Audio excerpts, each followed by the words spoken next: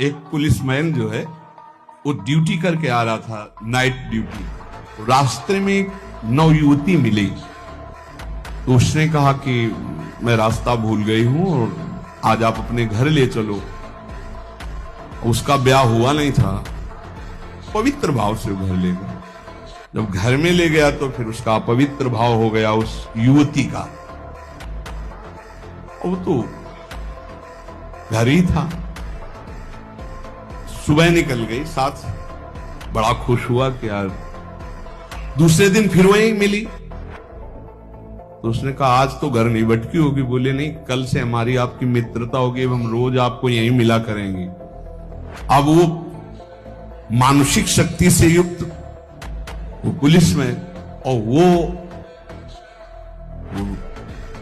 प्रेत योनि को प्राप्त, जिसे चुड़ैल कहते हैं, ऐसी वो।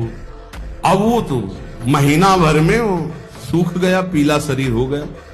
वैद्य के पास गया तो वैद्य ने कहा कि ऐसी दशा किसी शारीरिक सहवास से नहीं होती, तुम्हारा कोई मतलब एक अलौकिक शक्ति है जो तुम्हारा शोषण कर रही है, वो स्त्री नहीं है।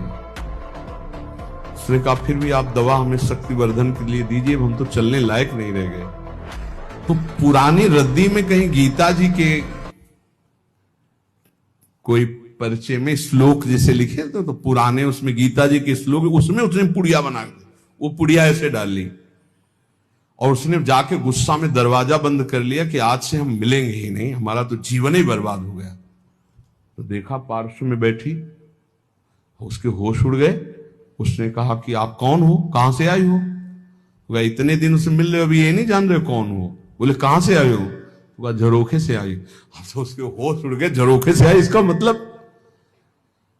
तो उसने कहा दूर क्यों हो, तुम आते ही हमारे को स्पर्श करती थी, आज स्पर्श। बोले पुड़िया हटाओ जेब से।